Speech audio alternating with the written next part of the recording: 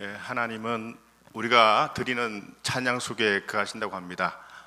오늘 임마누엘 성가대 귀한 찬양을 통해서 하나님이 이 자리에 우리와 함께 계심을 믿습니다. 오늘 저는 브리치 교회를 처음 방문하게 되는데요. 말씀 안에서 교제할 수 있는 귀한 시간을 허락해 주신 하나님과 우리 박진성 목사님께 감사를 드립니다. 우리 좌우 옆에 계신 분들하고 또 앞뒤에 계신 분들하고 이런 인사 한번 나누면 어떨까 합니다. 하나님의 지혜와 비전으로 살아가는 성도가 됩시다 라고 하는 인사인데요, 인사 드리실 때 이민자의 삶이 다들 고달픕니다. 교회 와서 손도 한번 잡아주실 필요가 있고 또 따뜻하게 아이 컨택 하시면서 교류하는 것, 교제하는 게 참 필요하다고 생각합니다. 우리 좌우 옆에 계신 분들 또 앞뒤에 계신 분들 이런 인사, 하나님의 지혜와 비전으로 살아가는 성도가 됩시다 하라고 손도 한번 잡아주시고 째려보지 마시고 따뜻하게 한번 눈길을 한번 주시길 바랍니다.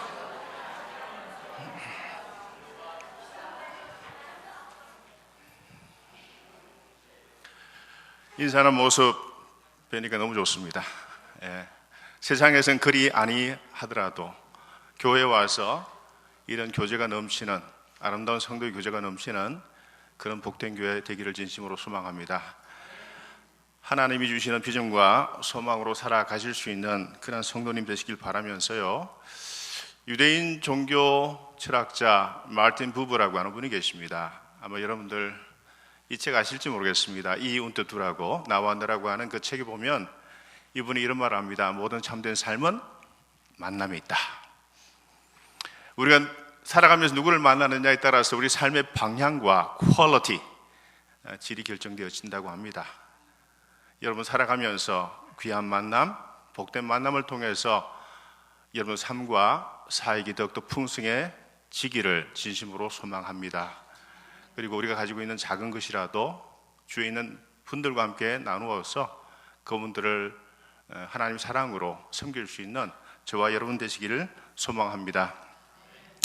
사람을 두 종류로 나눠볼 수 있다 합니다. 첫 번째 부류의 사람을 우리는 플러스적 성향의 사람이라고 그렇게 부릅니다. 이분은 마음이 참 따뜻합니다. 그리고 매사 세상을 아주 긍정적으로 바라보고요, 언제나 생기가 넘칩니다. 아무리 힘든 상황이라 할지라도 이분을 만나고 나면 다시 시작할 수 있는 용기를 얻게 됩니다. 그렇다고 이분이 가지고 있는 지식이 그렇게 많지 않습니다. 이분이 주로 사용하는 언어는 포용의 언어를 사용한다고 합니다. 언제나 다른 사람을 편안하게 대해주고, 그리고 아무리 상처가 난 사람이라 할지라도 이분을 만나고 나면 힐링, 치유되어지는 경험을 하게 된다고 합니다. 두 번째 부류의 사람이 있습니다. 마이너스적 성향의 사람이 있습니다. 이분은 만나고 나면요 마음이 얼어붙습니다. 매사 부정적인 생각을 불어넣고요, 그리고 어떤 일을 하더라도 다시 시작할 수 없을 만큼 이분이 주는 그러한 영향력이 굉장히 부정적입니다. 맥 빠지게 만듭니다. 이분이 주로 사용하는 언어는 판단의 언어를 사용한다고 합니다. 늘 표정이 어둡고 자기 중심적인 사람입니다.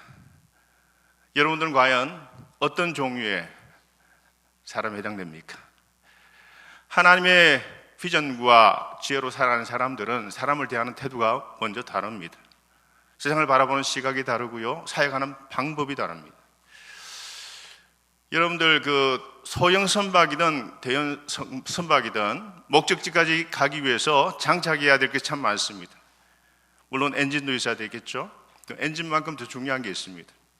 그것은 배의 중심을 잡아주는 중심축이 꼭 있어야 합니다. 우린 그것을 전문용어로 밸러스트라고 합니다. 평형수라고 합니다. 소형 선박일 경우에는 그 배의 선창 밑에다가 강철 겹판을 깔아서 배의 중심을 똑바로 잡아줍니다. 대형 선박일 경우에는 그 밑에다가 겹방을 만들어서 그 방마다 물을 가득 채웁니다.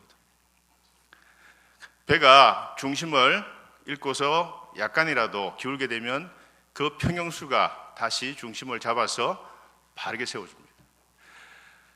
만약에 이 평형수가 없다고 한다면 작은 선박이든 대형 선박이든 작은 파고 앞에서도 다 자초하고 말 것입니다. 우리가 살아가는 매 순간순간 우리는 얼마나 많은 유혹과 도전을 받게 됩니까? 우리가 이 땅 살아가면서 하나님의 온전한 사람으로 거룩한 백성으로 그리스도의 제자로 살아가기 위해서 우리의 그 중심, 삶의 중심, 구심점을 잡아주는 것이 분명히 있어야 하는데 그것이 뭐라고 생각하십니까? 저는 오늘 함께 말씀을 통해 나누고자 하는 하나님이 각자에게 허락해 주셨던 삶의 지혜, 그 하늘의 지혜입니다. 또 비전입니다. 나의 야망, 나의 어떤 꿈이 아니고 하나님 우리 각자에게 주신 그 비전 있어야지만 이 땅 가운데 살아가면서 하나님의 온전한 사람으로 살아갈 수 있다고 저는 믿습니다. 우리 모두가 지혜를 구하고 지혜로운 성도로 살아가기 위해서 하나님 보시기에 가장 아름다운 모습은 기도하는 모습일 겁니다. 이를 위해서 구약성의 가장 대표적인 지혜서에 해당되는 잠언서 한 구절과 신약의 잠언이라고 하는 닉네임이 붙여져 있는 야고보서의 본문 말씀을 통해서 큰 은혜 받으시는 성도님 되시기를 진심으로 바랍니다. 저를 한번 따라해 주시면 감사하겠습니다. 참된 지혜자는 하나님이 주시는 비전으로 살아가는 성도입니다. 여러분들 다 참된 지혜자 되기를 원하지 않습니까? 그 참된 지혜자는 하나님이 주시는 비전으로 살아가는 성도일 때 가능하게 된다고 말씀합니다. 여러분 그 아바타 아시죠? 그 아바타란 영화를 통해서 굉장히 파퓰러하게 된 단어인데 에일리언 시리즈라든지 터미네이터 시리즈를 만들었던 SF 영화 감독 거장이죠.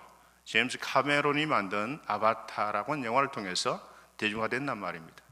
그 영화에 보면 인간이 행성 판도라 나비족의 DNA와 인간의 DNA를 섞어 만든 가상육체를 뜻하는 단어이기도 합니다.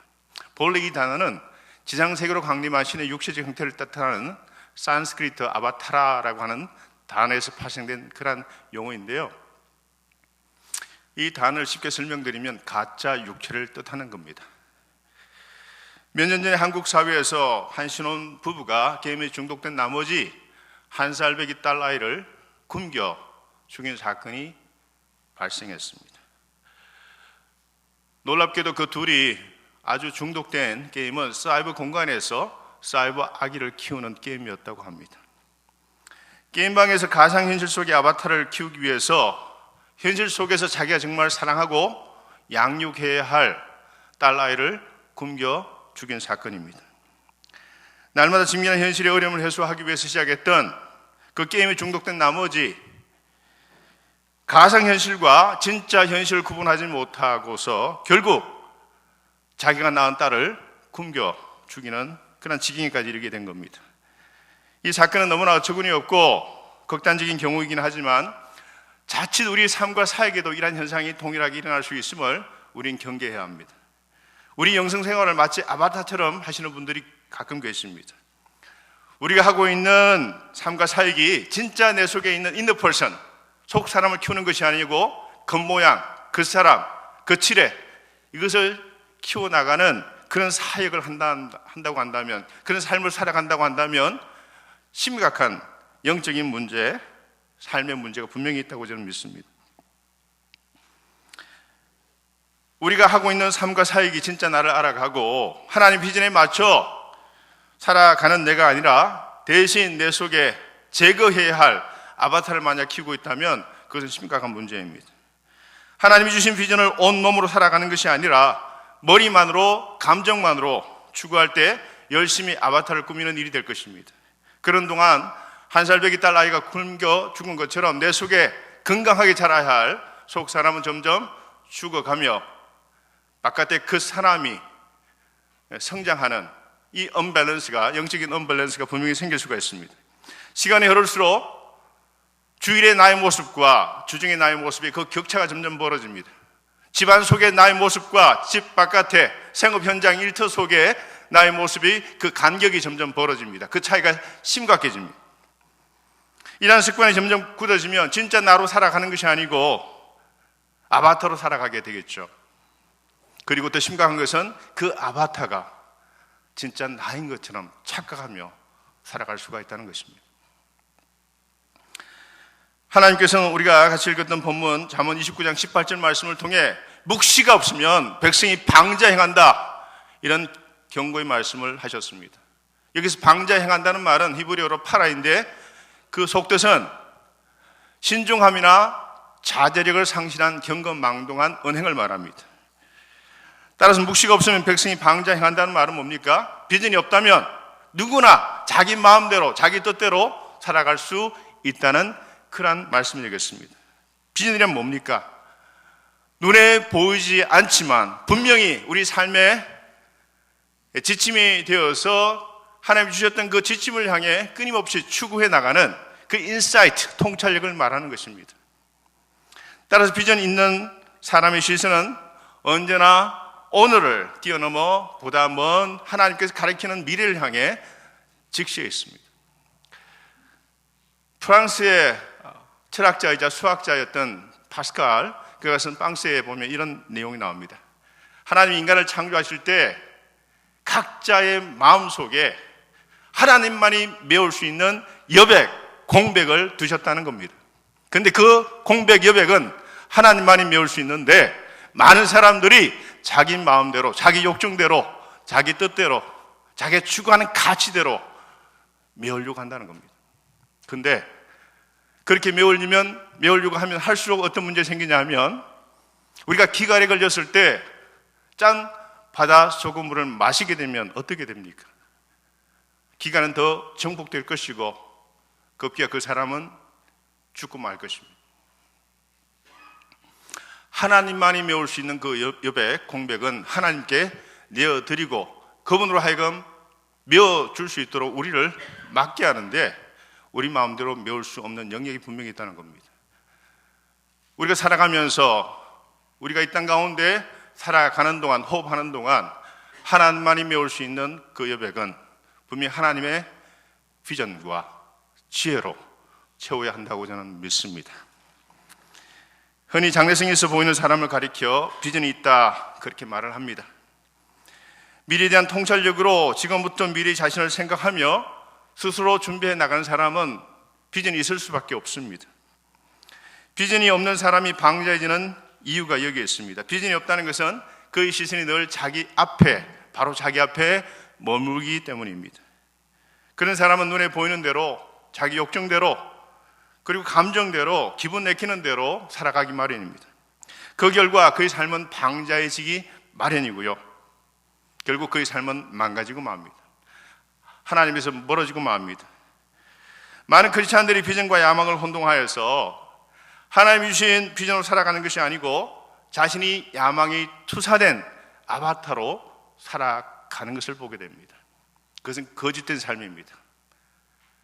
이 땅의 지혜에 함몰된 삶입니다. 하나님의 비전이 아닌 경건의 알맹이와 능력이 빠진 아바타로 살아가는 성도가 많은 교회는 불행한 교회라고 저는 생각합니다. 하나님과 그분의 뜻을 비전으로 삼기보다는 자신의 야망이나 욕망을 숨긴 채 그것을 비전으로 포장하는 우리 속에 그 아바타를 몰아내어야 합니다. 참된 비전이란 나를 통해 이루시기를 원하는 하나님의 비전입니다. 비전과 야망을 구분한 가장 중요한 기준은 하나님의 말씀을 나의 삶과 사역의 기준으로 삼고 있느냐 아니냐, 거기에 달려 있습니다. 천지를 창조하신 하나님, 또 그 하나님의 뜻보다 더 큰 비전은 없다고 저는 믿습니다. 하나님께서는 여러분 각자를 통해 이루실 비전이 분명히 있습니다. 하나님 주신 비전을 마음에 품고서 오늘 최선을 다해 살아가다 보면 언젠가 그 비전을 통해 이루시기는 하나님의 그 열매, 결과, 그것을 분명히 보실 수 있는 날이 있다고 저는 생각합니다. 저는 우리 브릿지 교회를 향하신 비전이 있다고 생각합니다. 하나님은 여러분 각자를 이 땅 가운데 우연하게 그렇게 태어난 것이 아니고 하나님이 이 땅 가운데 파송해 주셔서 이 교회로 보내주셨다고 저는 믿고요, 그리고 선교적 사명을 주셔서 이 땅 가운데 살아가라고 우리를 불러서 이 땅 가운데 세워주셨다고 저는 믿습니다. 여러분들, 우리가 창세기부터 해서 계시록까지 훑어보시면 개인을 통해 역사하시기도 하셨지만 거의 대부분은 공동체, 집단을 통해서 하나님 역사하신 것을 보게 됩니다. 창세기 보면 아담과 하와라고 하는 가정 공동체를 통해서 인류 역사를 시작하셨지 않습니까? 아브라함, 이삭, 야곱으로 이어지는 족장 공동체를 통해 역사하셨습니다. 12지파 공동체를 통해 이스라엘 민족의 역사를 만들어 가셨습니다. 이방인의 빛으로 삼기 위해서 이스라엘 민족들을 세워서 이스라엘 민족 공동체를 통해서 선교 역사를 펼쳐나가기를 원했습니다. 예수님 어떠십니까?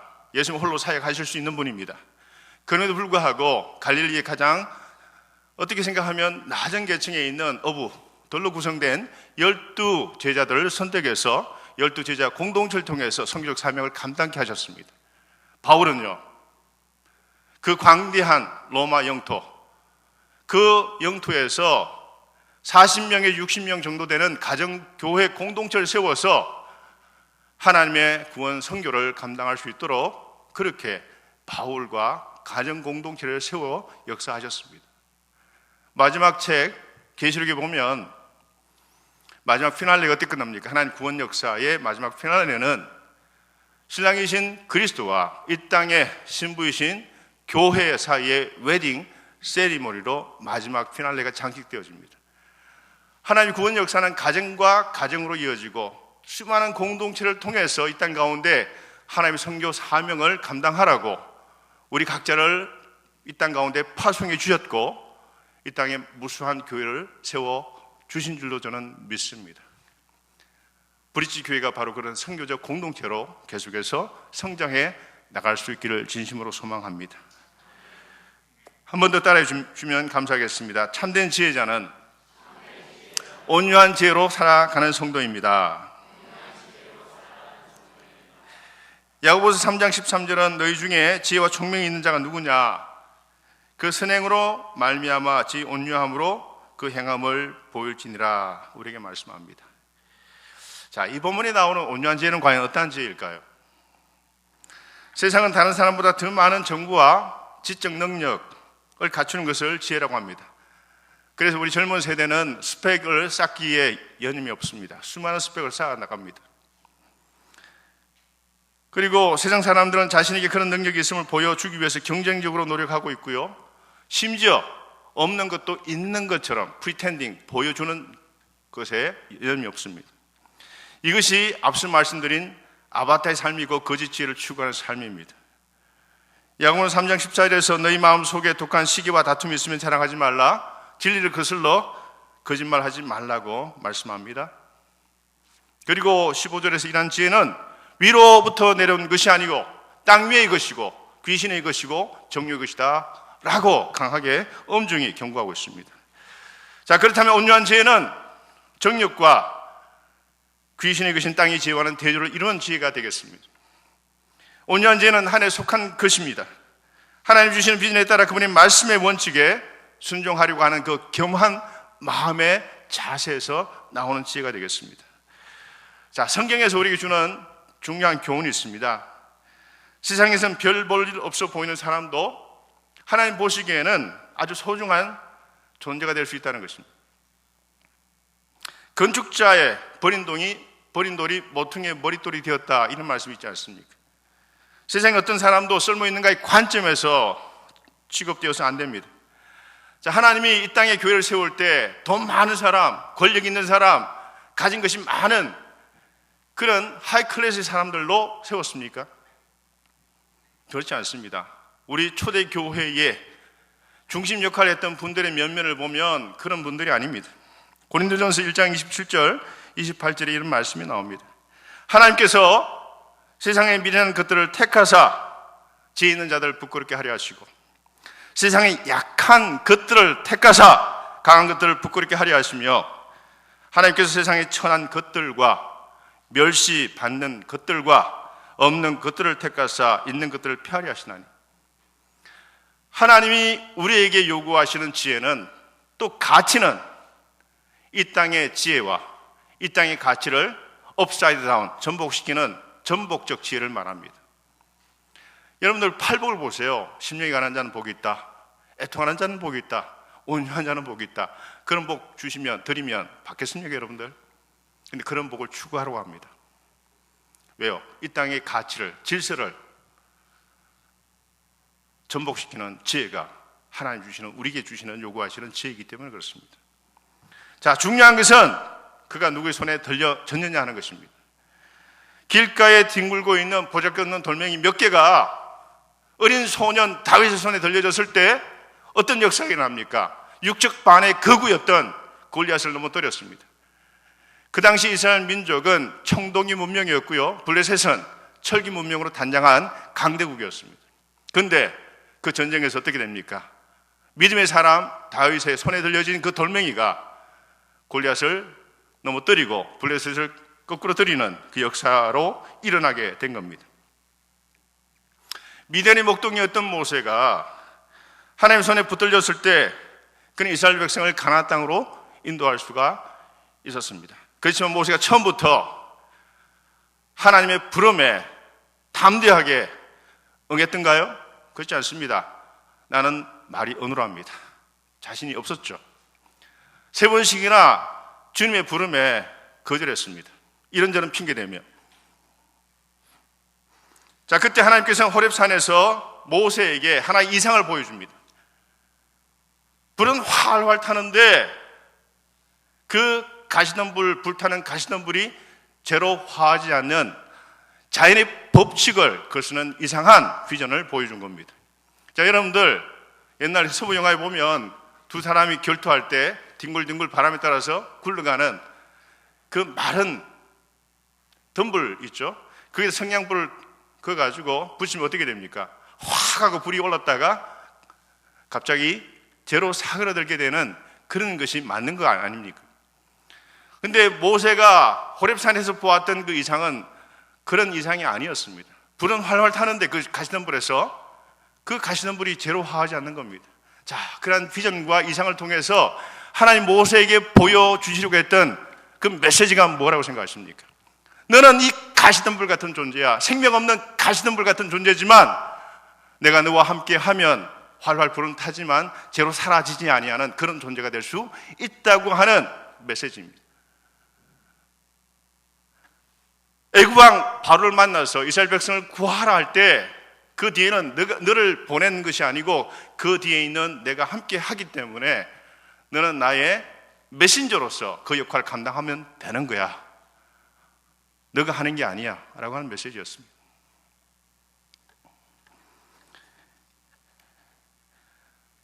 내가 너를 붙잡고 있으면, 너가 나를 믿으면 너는 내가 명령하는 바를 행할 수 있다 하는 메시지였습니다. 우리가 하는 것이 아니고요, 하나님이 하십니다. 바로에게 가서 내 백성을 인도하여 내라는 하나님의 명령을 3번이나 거절했지만 결국 하나님만 의지하고서 담대히 나갔던 모세는 이스라엘 민족을 노예 상태에서 구원하여 새로운 복지, 가나안 땅으로 인도할 수 있는 하나님의 구원 역사를 창출했던 민족의 지도자가 될 수가 있었습니다. 온유한 죄는 내 뜻이 아닌 하나님 뜻의 내 의지와 삶을 조율하는 지혜를 말합니다.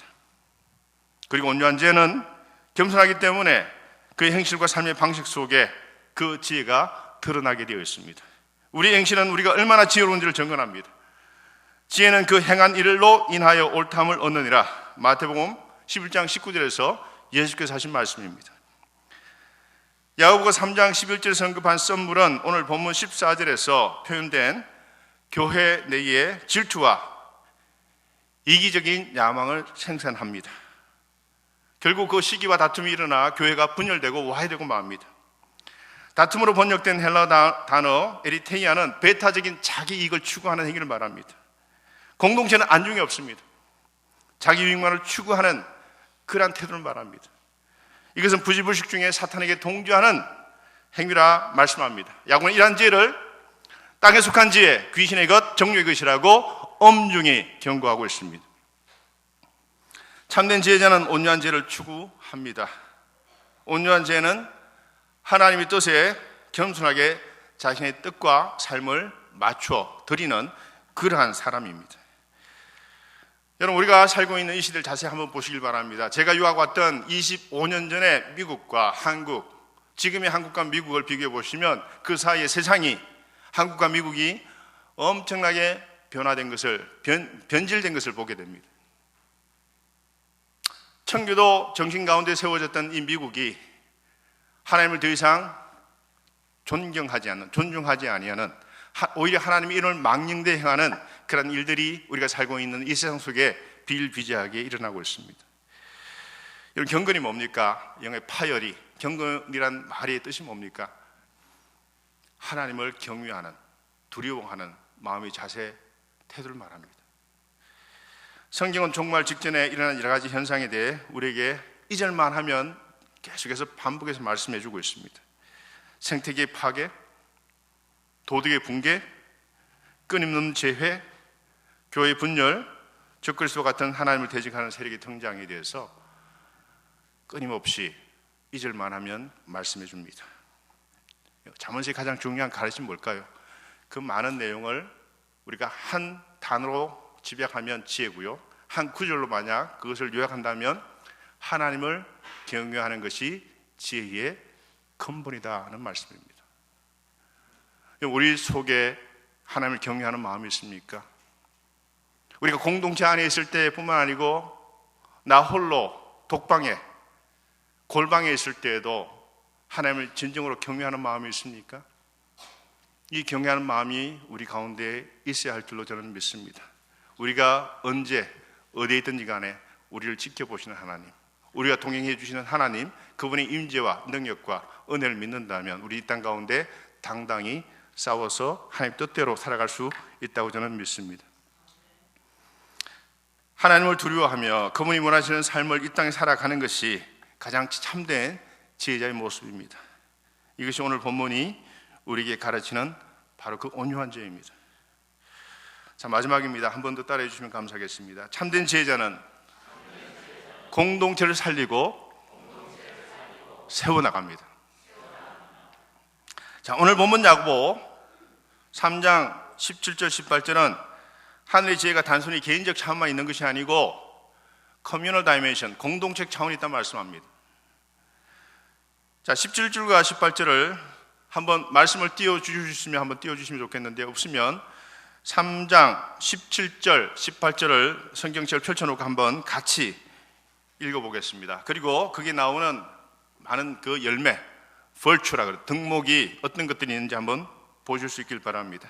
같이 읽겠습니다. 시작. 오직 위로부터 난 지혜는 첫째 성결하고 다음에 화평하고 관용하고 양순하며 긍휼과 선한 열매가 가득하고 편견과 거짓이 없나니 화평하게 하는 자들은 화평으로 심어 의의 열매를 거두느니라.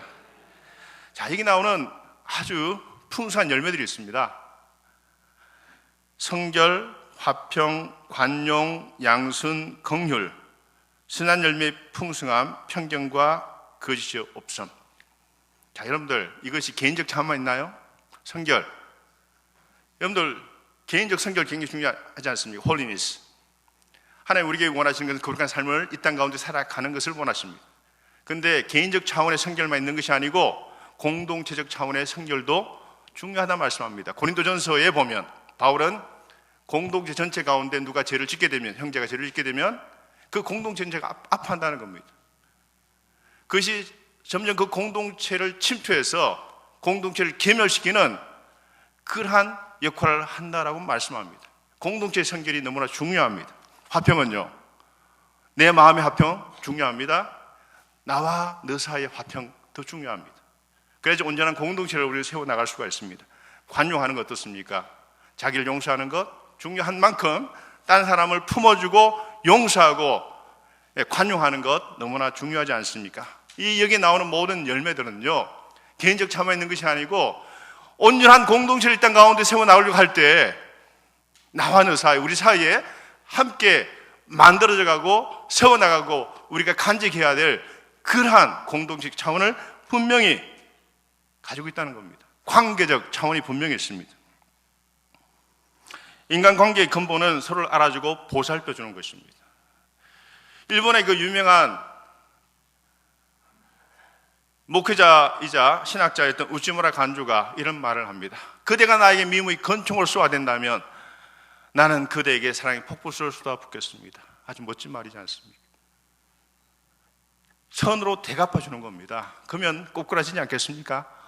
아무리 약한 사람이라도 그렇게 대하면 변하지 않겠습니까? 사람 변하는 것이 가장 힘든데요, 다른 비결이 없고 사랑으로밖에 대안이 없다고 저는 믿습니다. 악함으로, 약함으로 강함을 이기는 것, 십자가로 죽음을 극복하는 것, 사랑으로 미움을 넘어가는 것, 이것이 우리가 이 땅 가운데 살아가면서 우리 크리스찬들이 추구해야 할 삶의 방식이고 가치라 저는 믿습니다. 신앙은요, 절대로 홀로서기 가능하지 않습니다. 저는 제 자신을 너무 잘 압니다. 저는 굉장히 믿음의 뿌리가 약한 사람입니다. 남의 비방, 조롱, 또 제 나름대로 선한 일을 열심히 하는데도 불구하고 누군가 나를 험담하면 귀가 쏠깃해지고 마음이 약해집니다. 상처를 입게 됩니다. 우리가 여러분들 교회 공동체 생활을 하다 보면 생각이 다 다르다 보니까 서로 간에 의견이 대립되고 갈등이 생길 때 어떤 분은 가장 쉽게 선택하는 방법이 뭡니까? 교회를 떠나는 겁니다. 그런 갈등이 없는 교회를 찾아가는데 이 세상에 그런 갈등 없는 교회는 한 군데도 없습니다. 다 있습니다. 아마 11월, 12월 되면 교회를 옮기는 분들이 가끔 있어요. 철새 교인. 근데 제가 계속해서 교회 돌아다니면서 설교를 하다 보면 한 교회에서 만났던 분을 다른 교회에서 만나는데 두세 번 만날 때가 있어요.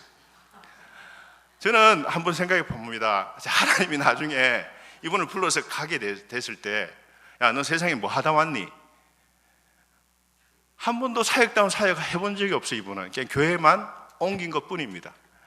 그곳에서 나름대로 봉사를 한다든지 선교를 감당했다든지 다른 성도를 세워주는 그 귀한 사역을 한 번도 해본 적이 없는 분이에요. 다만 자기 입맛대로 교회를 옮긴 것 뿐이에요. 그런데 우리가 추구하는 삶이 그런 겁니까? 하나님 우리에게 요구하시는 삶이 그런 겁니까?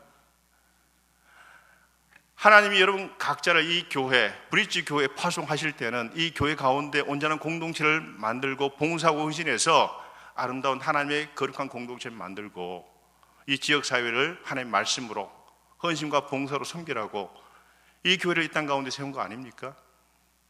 브릿지 교회가 그런 교회 되기를 진심으로 소망합니다. 이 교회에 속한 모든 성도님들은 그런 하나님의 선하신 마음, 이 교회를 향한 그 뜨거운 마음을 이해하시고 그런 교회 세워나가실 수 있는 여러분 되실 수 있기를 진심으로 소망합니다. 신앙은 절대로 홀로서기 가능하지 않습니다. 여러분 옆에 있는 분이 계시기 때문에 나란 존재가 그래도 온전하게 신앙생활을 해나갈 수가 있습니다. 그분의 기도가 있고 도와주는 헌신된 마음이 있고요, 함께 교제하고 삶을 나누고 말씀을 함께 공부하면서 우리가 함께 성장하는 거죠. 나 홀로 선다? 신앙세계, 영적 세계에는 그것은 불가능하다 좀 믿습니다. 왜? 만약 그럴 수 있다면 타 종교에 아마 구원이 있을 거예요. 힌두교 가면 너는 리더가 작은 신이다, 불교 가면 너는 덕동하면 부처가 된다, 이것을 가르치잖아요. 그런데 기독교는 그것을 인정하지 않습니다. 인정하지 않기 때문에 하나님이 인간이 되셔서 이 땅에 우리를 구원하기 위해서 처참한 죽음을 당하셔야 할 만큼 우리의 상태가 굉장히 절박한 겁니다. 그렇지 않습니까? 제가 있는 LA에서, 우리가 있는 LA에서 북쪽으로 차를 타고 가다 보면 한 4시간 가다 보면 국립공원 하나가 나옵니다. 세코야 내셔널 파크, 세코야 국립공원. 한번 가보셨습니까? 안 가보신 분은 꼭 한번 가보시길 바랍니다. 세상에 큰 나무가 다 거기에 모여 있습니다. 세코야 나무는 소나무나 전나무 계통의 나무입니다. 이 나무가 자라면 130m까지 자랍니다. 한 그루 둘레에 나무 둘레가 37m, 한 그루 나무의 무게가 1000톤에 해당됩니다. 세코야 내셔널 파크는 고지대 위치에 있기 때문에 강풍이 수시로 붑니다. 자, 이 130m의 나무가 강풍에 맞서서 하늘 높이 자라기 위해서는 얼만큼 땅 밑으로 뿌리를 내려야 될 것 같습니까? 예? 질문인데요. 맞춰도 상품 상금 없습니다. 틀려도 본전입니다. 말씀하십시오. 130m 나무가 얼마만큼 뿌리를 내리면 그 강풍에 맞서서 그렇게 높이 자랄 수 있을 것 같아요? 130m. 맞아. 그런 쉬운 대답이었으면 제가 이런 이야기를 안 했겠죠. 그 식물학자들이 그 나무를 당연히 연구를 했는데 그 뿌리가 그렇게 깊지 않아요. 3m 밖에 되지 않아요. 3m 내려가서 그 다음에 중요한데 옆으로 우리 그 말씀하신 것처럼 뿌리를 뻗어 나가서 옆에 있는 나무 어떻게 해요? 이렇게 엉겨 주는 거예요. 이렇게 얽혀 설켜 주는 거죠. 저는 그 세컨 나무 생각하면서 우리 현대 교회 성도님들 저도 생각해 보고요. 우리 신앙의 뿌리가 깊숙이 내려가서 세상의 어떤 난관에도 흔들리지 않고 올곧게 하나님 향해 반듯반듯하게 세워지면 참 좋겠는데 우리 삶이 그렇게 녹록하지 않지 않습니까? 얼마나 많은 유혹과 도전이 있습니까? 흔들린다는 거죠. 그리고 그 뿌리가 얕아가지고 조금만 해도 이렇게 썰어져요. 그냥 썰어져 뿌리가 뽑히고 썰어지고 흔들리고 난리가 납니다. 자, 그런데 그 흔들리지 않고 그래도 반듯하게 세워지려고 그러면 어떻게 합니까? 이 세코야 나무처럼 옆에 있는 나무와 함께 뿌리가 함께 엉겨가지고 단단하게 붙잡아주면 되잖아요. 바로 옆에 있는 성도님들이 바로 옆에 있는 세코야 나무의 뿌리와 같은 역할을 하는 겁니다. 함께 모일 때 기도하고 말씀을 산모하고 묵상하고 깨닫고 나누고 삶의 변화가 일어나고 생명이 솟구치고 교회는 흔들리면서 크는 거죠.